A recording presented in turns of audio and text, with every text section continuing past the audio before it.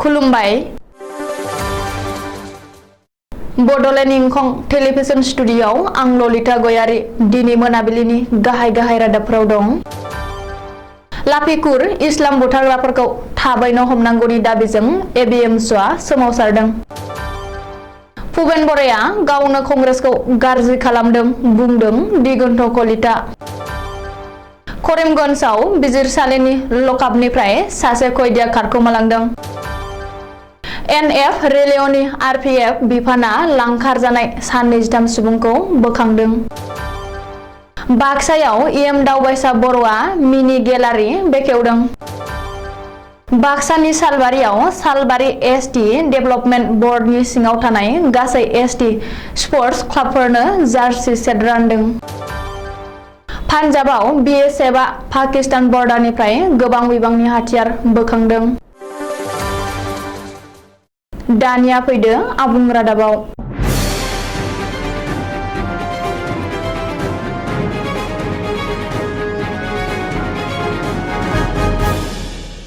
एबिएमसुनि मोनसे समनि आफादगिरि लाफिकुल इस्लाम आहमेदखौ बुथारनाय जाथायनि दायनिगिरिफोरखौ गोख्रोङैनो हमनांगौनि दाबिजों एबिएमसुआ दिनै क'क्राझार आरो चिरां जिल्लायाव सोमावसारदों। एबिएमसुआ दिनै क'क्राझार नोगोरनि चिलड्रेन पार्क आरो काजलगाव जिल्लानि बेंगिरि मावख'नि लांगोनायाव लाफिकुल इस्लाम बुथारनाय जाथायनि दायनिगिरिफोरखौ थाबैनो हमनांगौनि दाबिजों गोख्रों सोमावसारदों।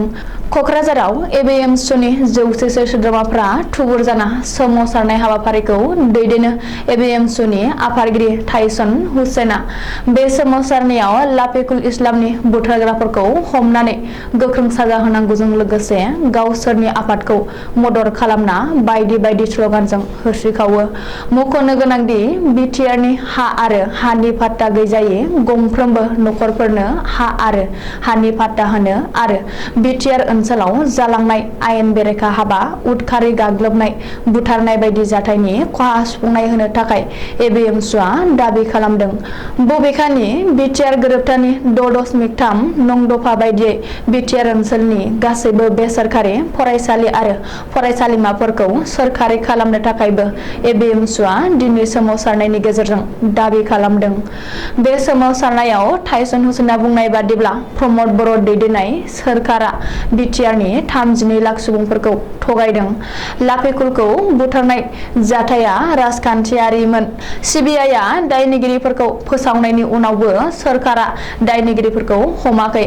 बबेखानि एबिएमसुनि दाबिफोरखौ सोरखारा गनायना लायाब्ला उननि समाव आसाम सोरखार आरो बिटिआर सोरखारनि हेंथायै गोख्रों सोमावसारगोन होननानैबो टाइसन हुसेना हुमखि होदों।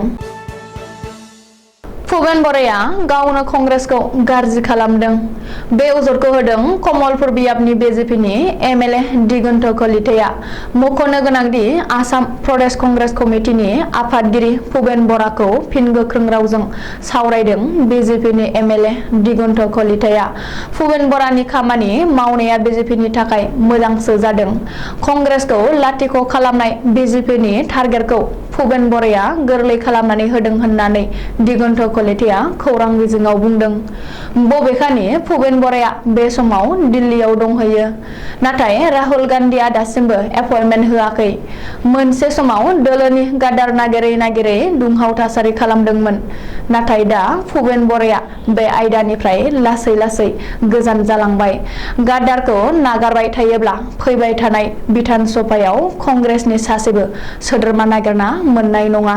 भुपेन बराया एपिसिसिनि आफादगिरि जानानै थानाय समहालागै जोंनि मुलाम्फा होननानैबो एमएलए दिगन्त कलिताया भुपेन बराखौ गोख्रों रावजों सावरायना खौरांगिरिनि सिगाङाव बुंदों।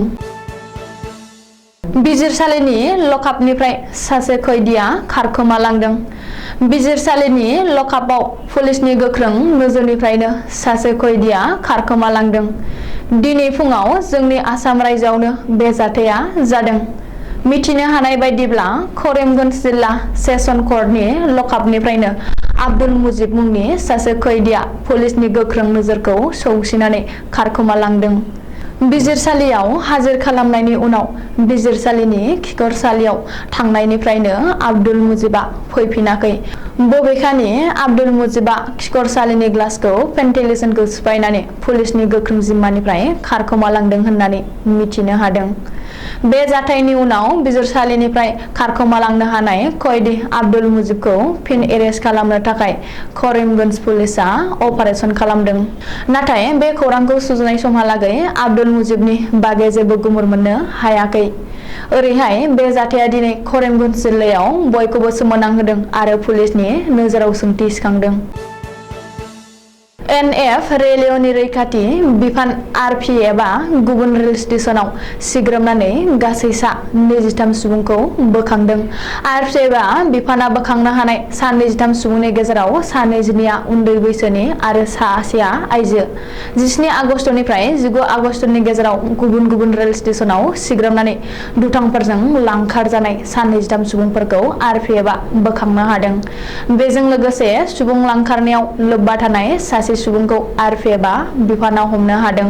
बे बाथ्राखौ गांसे प्रेस बिबुंसारनि गेजेरजों NF रेलवेनि सुबुं फोनांजाब बिफाननि अफिसार सबियर सासिदिया फोरमायदों।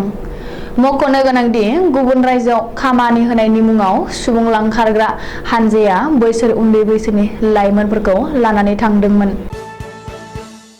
आगस्ट 23 बाक्सा जिल्ला टिहु बरमा जौगाखां खोन्दो थामहिनबा 24 नं मसलपुर BTC बियाबनि सिङाव थानाय कदमतला बारग'पाल आरो अदालबारिनि गेलेग्रा फोथाराव BTRनि हारिमु आरो गेलेमु बिफाननि दावबायसा बर'आ 2021-2022 मायथाइनि SOPD मावथांखिनि सिङाव 12 लाख रांजों लुनानै आबुं महर मोननाय मिनि गेलारिखौ गेलेगिरि बिथांमोननि थाखाय बेखेवनानै होनाय जायो। बे मिनि गेलारि बेखेवनाय हाबाफारियाव बाहागो लानानै दावबायसा बर' बिथाङा फैबाय थानाय समाव BTR ओनसोलनि गेलेगिरि बिथांमोनखौ मसलपुराव थानाय जिल्ला गेलेग्रा फोथारनि हस्टेलाव दोननानै BTR सोरखारा फोरोंनायनि राहा लानो थांगासिनो थानायखौबो मिथिहोयो। आरोबाव बिथाङा फैगौ 2023 मायथाइयाव बेबी लीग थामहिनबा 8 बोसोरनि सिंनि उन्दै गथ'साफोरनि थाखायबो फुटबल गेलेनाय बादायलायनायखौ BTR गेलेमु बिफाना बानजायगोन होननानैबो फोरमायो। लोगोसे बिथाङा हारिमु बिफाननि मावफुं सोद्रोमा महरैबो बिबान लानानै खामानि मावनायखौ फोरमायनानै बुङो दि हारिमु बिथिङाव जायफोर बिथांमोना खामानि मावगासिनो दं बिथांमोनखौ हारिमु बिथिङाव ओरैनो समखौ बारहोनो खामानि मावालासे प्रफेशन एबा थांना थानायनि राहा महरै लानानै खामानि मावनोबो खावलायो। बाक्सा जिल्लानि सालबारियाव सालबारि ब्लक UPPLनि बानजायनायाव सालबारि ST बर्डनि सिङाव थानाय गासै रेजिस्टार गोनां स्पर्टस क्लाबफोरनो जार्सि सेट राननानै होदों। बिथांमोना गासै मोन 93 स्पर्टस क्लाबफोरनो रानदों होननानै फोरमायदों। बे जार्सि राननाय हाबाफारियाव बाहागो लाफैदों गाहाय आलासि महरै सालबारि डिस्ट्रिक्ट स्पर्टसनि एस'सिएशननि गाहाय नेहाथारि डक्टर दुलेन बसुमतारिया लोगोसे मेहेरगोनाङै बिबुंथि लाखिनानै गेलेनायनि सोमोन्दै फोरमायनानै होयो। आरो लोगोसे मेलनि गेजेरजों 21 नं सालबारि बियाबनि TCLCCनि चेयारमेना फोरमायो दि BTR चिफ प्रमद बर'नि सरकार दैदेननायाव गासै क्लाब आरो गेलेगिरि बिथांमोनखौ इयुनाव मोजां खालामलांनो थाखाय बेखौ नोजोर होनानै लोगोसे दिनैनि जार्सि सेट राननायाव गासै क्लाबनि बिबानगिरि नेहाथारि आरो आफादगिरिफ्रा बाहागो लानानै गोजोननाय मोननायखौ फोरमायदों। लोगोसे मेलनि गेजेरजों फोरमायबावो दि ओनसोलाव गाज्रि थासारि ड्राग्स बायदिसिना मुवा बेसाद थासारि आबहावा सोमजिनायखौ गेलेनायनि गेजेरजों रैखा मोनगोन।